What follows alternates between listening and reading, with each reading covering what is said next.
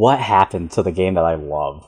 Okay, before I continue, I need to say if you have no intention of getting the DLC or playing online with friends and have the Steam version of Risk of Rain 2, do not update. With the release of Seekers of the Storm, the base game has got a new patch, and as it stands now, the game is just straight up broken. It's playable, you can still have fun with it, but there's a lot of bugs that could definitely affect your enjoyment of the game. I was initially unsure if I wanted to make a video about Seekers of the Storm, and if I were to, I would have wanted to talk specifically about the DLC itself, but as I played more and more, it's just evident that the game did not work as intended. One of the new items and equipment that revives fallen teammates was not removed from the Bottle Chaos pool and can be called to revive them multiple times on a single floor. On the run that this happened to me, the people who were continuously revived over and over again then crashed the next time we got to a teleporter. I'm not sure if this was linked to the multiple revives or if this was just unfortunate timing. Another item called Warped Echo, I think in theory, which is really cool, causes you to take double damage sometimes and can just straight up softlock your game. From my experience, if an enemy gets the item, normally scavengers, but I've heard that this is a problem for Mithrix as well, you just straight up cannot kill them. Like, it is literally impossible. They take actual no damage. But that's a bug with the new stuff. What about the old stuff? Well, here's a handful that I've seen. Vagrant orbs can't be destroyed anymore, item outlights will appear in shop, you can't run while looking at items in your tab, freezing enemies with Artificer's Wall will launch them backwards out of range, enemies spawning in the floor, enemies falling through the floor, you falling through the floor. This was a previous bug in other versions of the game, but it had been fixed and now it's back. And there's a lot of things that are tied to frame rate now for some reason. I think the number of hits of Mercenaries RR, and I know that his dash distances and the speed of Looter's grapple is also attached to that. I have no idea why this change was made, but this is a problem that's plaguing the whole game. I heard that for other players, teleporters might just not even spawn or will spawn in locations that are impossible to get to. I have not experienced this myself so far, but I know it's a problem. This is also a very minor thing in comparison to the bugs, but because this is part of the update and not the DLC itself, I'll talk about it here. They changed the hit indicator to be so much worse, and I actually hate it so much. In the description, I'm leaving 2 links to 2 other videos that talk more about the bugs of the patch, so if you're more interested in the specifics of it, they go into a little bit more detail in there. Again, if you are not getting Seekers of the Storm, do not patch your game. And the current state of the game is honestly a real shame, because I think Seekers of the Storm isn't all that bad. The DLC has added new music, a bunch of new items, maps, enemies, and 3 new survivors, and even new skins for the older ones. The music by Chris Cthulhu is great as always, and the new maps, for the most part, are really pretty and fun to explore. The new items are a fun addition, and the new skins are a nice bonus, but I think the real star of the show, or at least what should be, are the new survivors. Chef makes his return from the original Risk of Rain, and from my experience with Risk of Rain Returns, seems to be pretty faithfully recreated in 3D. Personally, I have some problems with this mouse one, but I heard that other people don't find it that much of an issue. I just personally don't like it. Seeker is a really cool design that adds a lot to the multiplayer experience, allowing players to support their teammates through healing, and the False Sun is a cool boss character that you get to play as after defeating him in a run. All of these characters are pretty fun and play very differently from previous survivors, which I think is super cool, and they feel like worthy additions to the cast. I should also mention, while technically not part of the DLC itself and instead part of the new update, but you can inspect items to see what exactly they do and how they stack, which is a welcome improvement to the UI. This is unfortunately where my praises have to end, as there is a large shadow hanging over all of these new features, which are the bugs that I mentioned before. You cannot escape these. I don't know if I've been lucky or something, but whenever people talk about bugs in a game, any kind of game, I normally don't encounter them that much. Pokemon Scarlet and Violet were and are buggy messes, but I've only encountered like 1 bug in 50 hours of playing, and it was a visual one. It didn't affect gameplay at all. This is not the case for Seekers. Every single run, something has happened. Whether it's an ability not working, items getting duped, enemies doing more damage, it's always there. This patch should have never been released in this state. And I want to be clear, I'm not exactly blaming the developers. I don't know exactly what went on behind the scenes, but based on how these things normally go, there's probably some executive at Gearbox that said August 25th was the hard deadline for the release, and that didn't give the developers a realistic period of time to go back and fix all the issues. That being said, it has made it very hard for me to decide how much I like these new additions. The False Sun is cool, but he looks incredibly unfinished and is clunky to control. His animations look like they're ripped straight out of Mortal Kombat 10, and the effects look like placeholders. Seeker is an interesting design, but sometimes her revive just doesn't work. While inoffensive at worst, besides the bugs, the new items don't play well with what's already here, and also aren't quite as impactful as I would have hoped. I think a problem that Risk of Rain 2 has, because of how easy it is to force builds, is that there's only really a handful of builds you actually want to go. For the longest time, you would either go crit build, and Forgive Me Please, or maybe even Hellfire, or Bungus if you played NG. Survivors of the Void added a Rockets build, which is fun, and I was hoping that Seekers would do something similar, which has kind of been done. The false sun scales on growth items, which are items that increase health, and I'm glad that this is here, but I would have liked to see something more like this as an item that more survivors can build. I would have liked to see more void items as well. I think this is a very simple and very cool way to add items that might otherwise feel too similar to what is already available.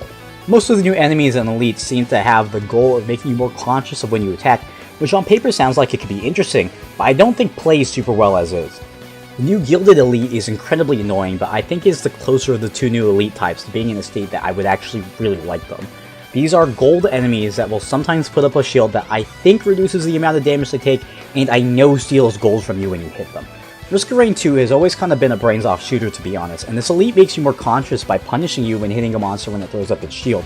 The problem is that there's a lot of incidental ways to deal damage, and it steals a lot of gold, and you don't get that gold back when you kill it. If you hit it with bleed and then it throws off its shield, you lose all your gold. If you kill something with gasoline near it and it throws up its shield, you lose all your gold. If an enemy hits you when you have razor wire and you're standing near it, you lose all your gold. All you need to do is make it so when you kill it, you get all your gold back that's lost, but that's not how it works. So it makes it super annoying to deal with. I think what makes it so much worse is the amount of damage that it does, and the amount of damage that it takes.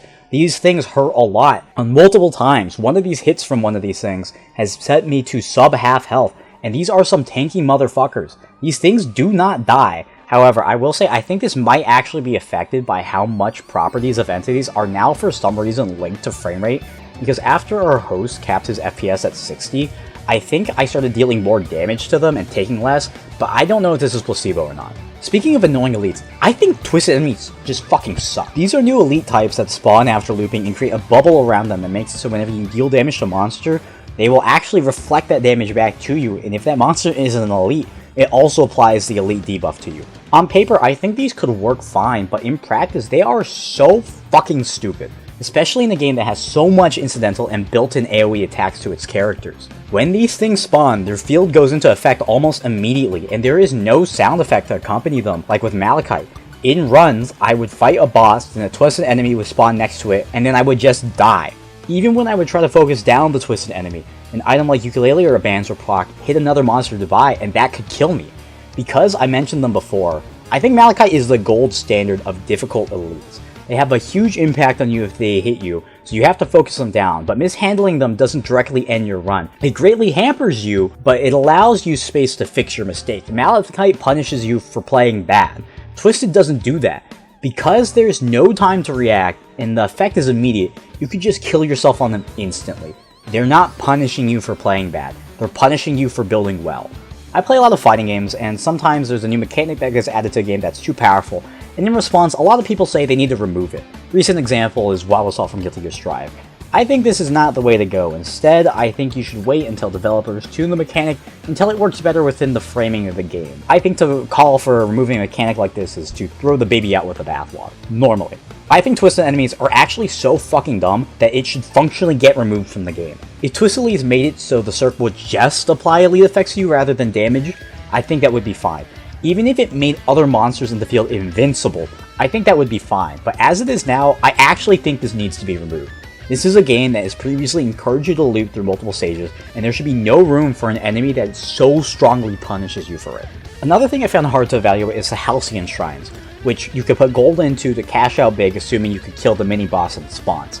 By standing by it when you have money, it will absorb it and the shrine will progressively turn more golden. Then after some amount of time, it will spawn a powerful monster for you to fight, and on defeat, the shrine will drop a shard for each player in the game with a few items that you could pull from it. The problem I've had with these shrines is they've been incredibly inconsistent with how they work. When I first encountered the shrine, I thought the boss was far too powerful, as sometimes it would just kill me or my teammates through one-shot protection. I think this was also a frame rate thing because it's also stopped when we capped the FPS at 60. It still does a lot of damage, but I think it's a lot more reasonable, except for the fact that its counterplay is also inconsistent. Its aim ranges from Stormtrooper to pinpoint accuracy, and I don't know why. Physics of the thing also seem to be super bugged. The shrine itself is also super inconsistent. There's no indicator to tell how long the player has to give it gold, and sometimes it seems to vary from floor to floor. Sometimes it feels like it ends prematurely, sometimes it seems to last forever. There doesn't seem to be any kind of correlation between the time and what floor you're on. I don't know how long you're supposed to get defeated money. This has been such an inconsistency that I just have to assume that this is how it is intended to be. And if that's how it's intended, it's stupid. Not in a game-breaking way, but in a mildly annoying way. Like, why? What do you gain from making it this way? It's hard to evaluate Secrets of the Storm. There are so many bugs that affect so many aspects of play. I cannot determine what was intended and what is an accident, but I can say this DLC feels like a mod, in ways that are good and ways that are bad. Seeker is cool, but why am I playing a rhythm game when I use my ultimate? Bolstering Lantern is an interesting design, but it visually sticks out like a sore thumb. The new elite types sound smart in concept but create play patterns that wildly deviate from the core of the game.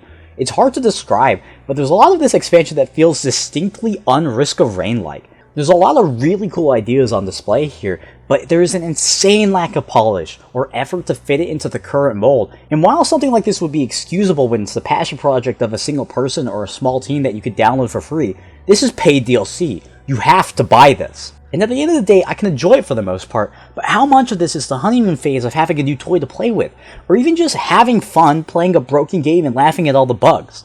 There are already a lot of problems that are super evident, and I've been finding them only getting more and more intrusive with every single run. If you could ignore all the bugs, there's a lot of fun to be had, but that is a pretty big ask. When I heard that Gearbox would be continuing the franchise in the place of Hobo Games, I got pretty worried. I wasn't too familiar with Gearbox or Take-Two Interactive, but I knew enough that this was potentially troubling, so I held my breath with wary optimism. The Devotion update that served as a small peek to what's to come did ease my worry, and it left me tentatively excited for Secrets of the Storm. But now that it's here, I'm disappointed.